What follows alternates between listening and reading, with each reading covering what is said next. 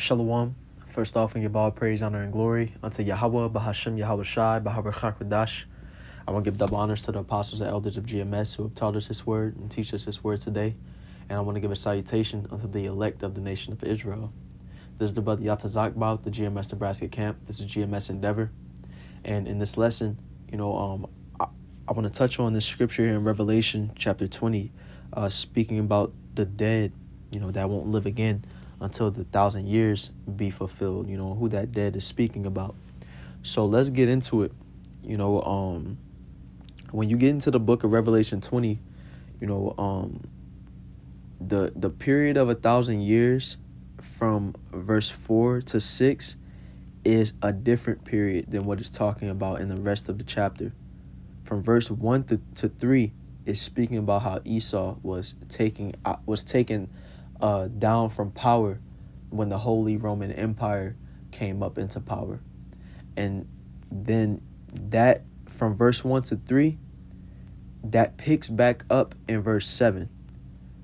And it speaks about when those 1,000 years that Esau was taken out of power were fulfilled, and he came back up into power during the Renaissance. And so in the book of Revelation, it jumps around like that. It's not always chronological when you're reading, So when you get into verse 4, this is a different 1,000-year period. Let's read it. Revelation 20:4. And I saw thrones, and they sat upon them, and judgment was given unto them. And I saw the souls of them that were beheaded for the witness of Yahweh Shai. Right, that's speaking about how you're going to have martyrs that are in this truth. You're going to have martyrs that rebel against the image of the beast, that don't take this MOTB. And Esau ain't gonna go for it. For some of us that don't take that mark, that don't worship the image of the beast, Esau is gonna put some of us to death. It says, and for the word of the Most High, in which had not worshipped the image, Salakia, and which had not worshipped the beast, neither his image, neither had received his mark upon their foreheads or in their hands. And they lived and reigned with Yahushua 1,000 years, right? So for those who are put to death for the witness of Yahushua, those who are put to death who, fight the good fight in this truth, they will be the first fruits of the kingdom, and they will reign with Yahushua 1,000 years. Now, in verse 5, it says, but the rest of the dead lived not again until the 1,000 years were finished. This is the first resurrection. So who is this talking about when it says the rest of the dead live not again until the 1,000 years were finished? This is speaking about the heathen. See, in the kingdom, you're going to have the nation of Israel who is going to be ruling, underneath, Yahweh Shai, who is going to be at the head of the kingdom. And then you're going to have the 144,000 joint heirs and, the elect 1/3 underneath them. And then, the 2/3 that are reincarnated as children of the elect in the kingdom. And we're all going to be ruling. We're going to be good. We're going to be under the second covenant. We're going to be in new bodies. We going to be on top. And then you're going to have the heathen. You're going to have Esau and the rest of the heathen. Now, we know that Esau, he's going to serve 1,000 years of captivity, and then he's going to be completely destroyed off the face of the earth, as you read in Obadiah chapter 1, verse 18, where it says, and the house of Jacob shall be a fire, and the house of Joseph a flame, and the house of Esau for stubble. So stubble is like the small, very flammable stuff that you need to, kindle a fire. The nation of Israel is going to be that fire, and Esau is going to be that stubble. And what does it say? It says, and they shall kindle in them and devour them, and there shall not be any remaining of the house of Esau, for the Lord had spoken it. So we will destroy every single one of the nation of Esau after he serves 1,000 years of grueling captivity in the kingdom for the wickedness that he's done unto us. Now that leaves the rest of the heathen, which is where we go back into Revelation chapter 20, verse 5, where it says, but the rest of the dead live not again until the 1,000 years were finished. So where do the rest of the heathen stand? We're saying it here. They're going to serve 1,000 years of a grueling captivity.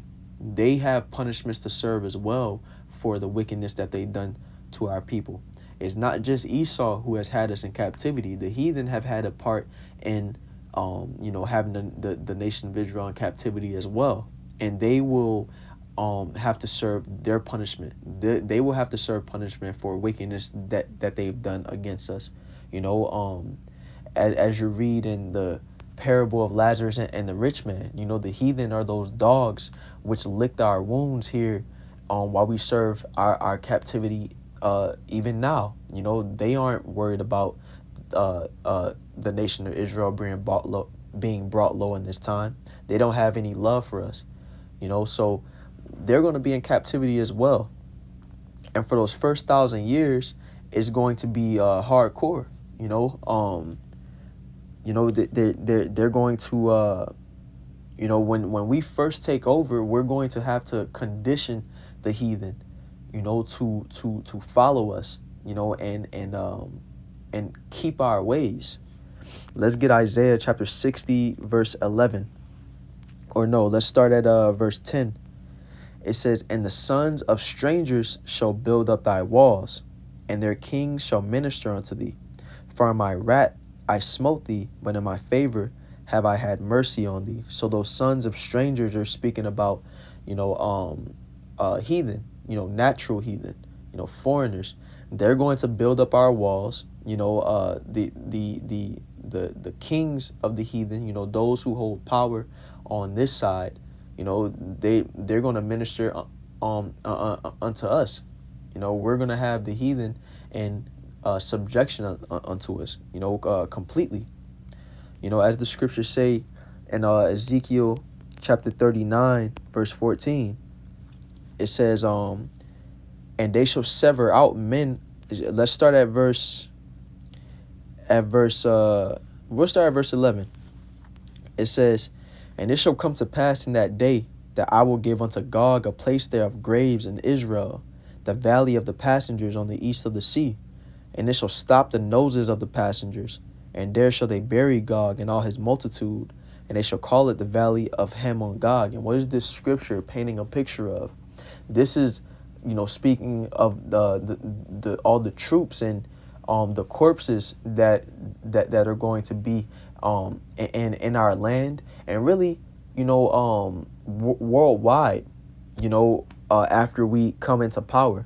Because we have to remember, when this great destruction comes upon Babylon the Great, there's going to be missiles fired all over the planet. The earth is going to reel to and fro like a drunkard. So not only America is going to be hit, but you also have to keep in mind the prophecy of the valley of Jehoshaphat, where that will be the climax of World War III, where you're going to have many troops that are going to be put to death, through World War III, through the judgment of Yahweh. You're going to have people dying all over this planet, and those bodies are going to have to be cleansed. So let's read on. It says, "And 7 months shall the house of Israel be burying of them, that they may cleanse the land. Yea, all the people of the land shall bury them, and it shall be to them a renown the day that I shall be glorified, said the Lord Yahweh." Now, it says the house of Israel shall be burying them, but when we're in power, when we, take the kingdom, after this destruction comes upon the earth, and, this power dynamic switches, Esau is brought down, the nation of Israel is brought up, we're not going to be doing no servile work like burying bodies, cleansing the land. That's going to be reserved for the heathen. As we read in verse 14, "And they shall sever out men of continual employment." What's men of continual employment? That's speaking about slaves. That's speaking about servants. "Passing through the land to bury with the passengers those that remain upon the face of the earth, to cleanse it. After the end of 7 months shall they search." And the passengers that pass through the land, when any seeth a man's bone, then shall he set up a sign by it till the buriers have buried it in the valley of Hamon Gog. So that's going to be the job of these heathen that are going to, bury the dead bodies that's going to be all over, as well as, like it said in Isaiah, they're going to build up our walls. They're going to be the ones doing the servile work that we have had to do for these nations, particularly Esau. These heathen are going to work for us. But like it said, they're going to do 1,000 years of, hard work, and it says that they will live again after those 1,000 years. And what it means by that is that, let's go back to the scripture. What it means by that is at the end of those 1,000 years, the heathen will still be under subjection to us, but the captivity will be lighter, to put it to put it that way. The captivity will be lighter, because by that point the heathen will have been conditioned and being in servitude to us. They will have served their 1,000-year sentence of that hardcore slavery, and they will be. Salakia had to come on back. So let's furthermore prove that the dead here is speaking about the heathen.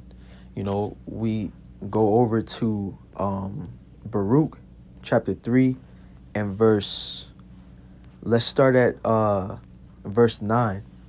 It says, "Hear, Israel, the commandments of life, give ear to understand wisdom. How happeneth it, Israel, that thou art in thine enemy's land, that thou art waxen old in a strange country, that thou art defiled with the dead?" Now, this goes back to when we were taken into the Babylonian captivity.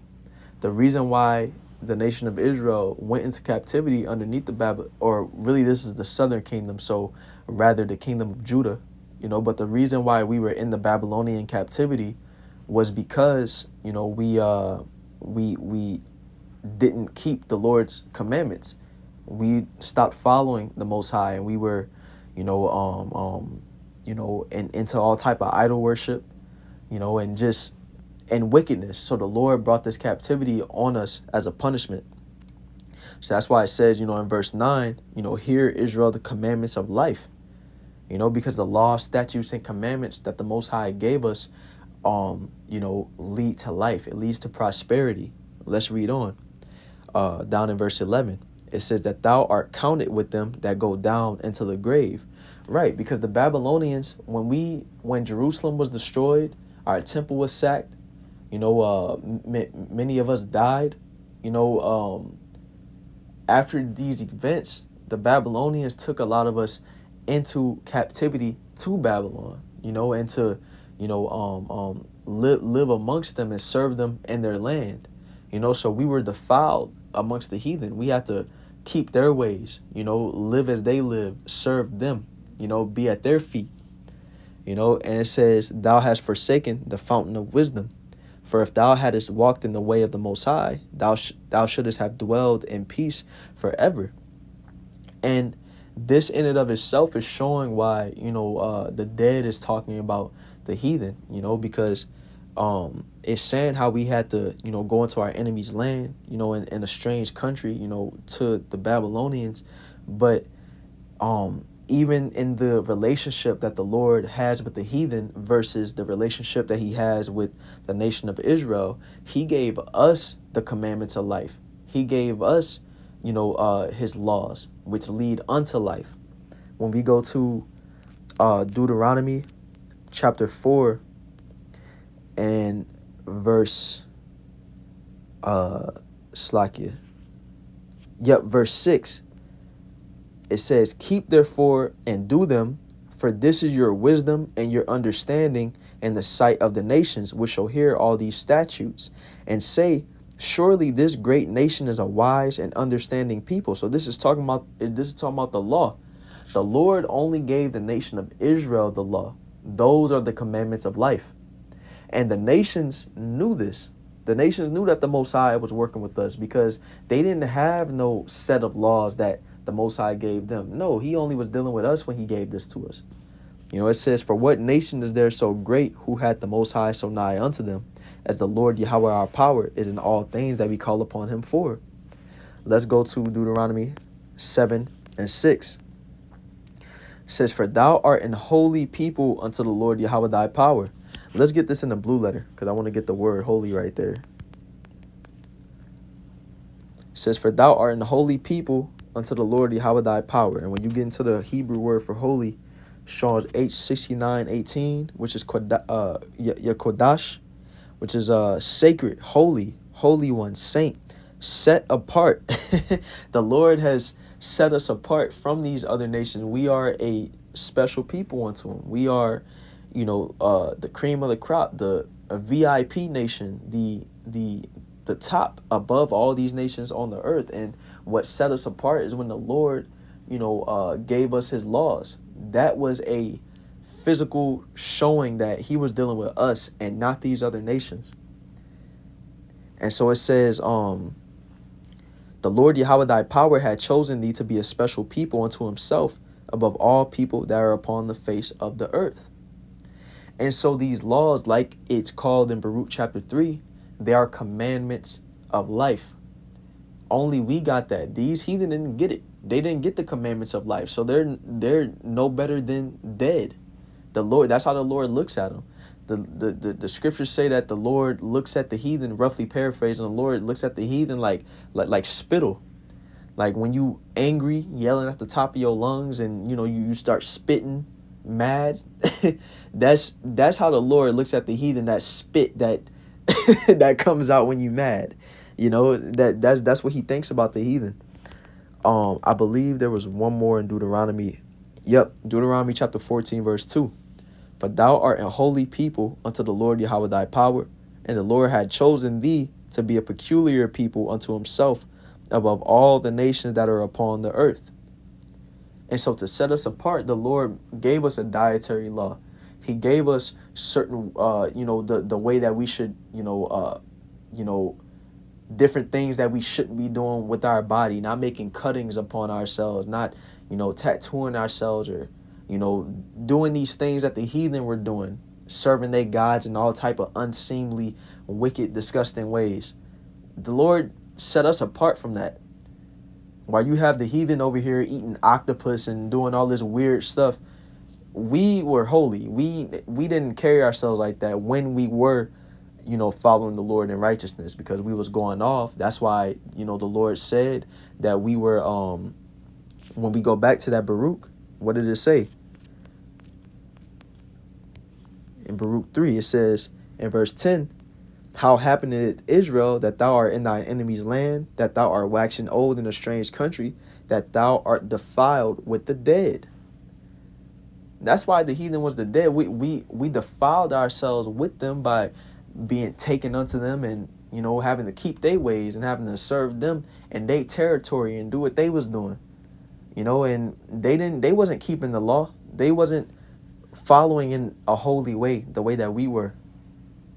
And let's grab this last scripture before we close out, because as it says in 2 Ezra 3:34, weigh thou therefore our wickedness now in the balance, and there is also that dwell the world, and so shall thy name nowhere be found but in Israel.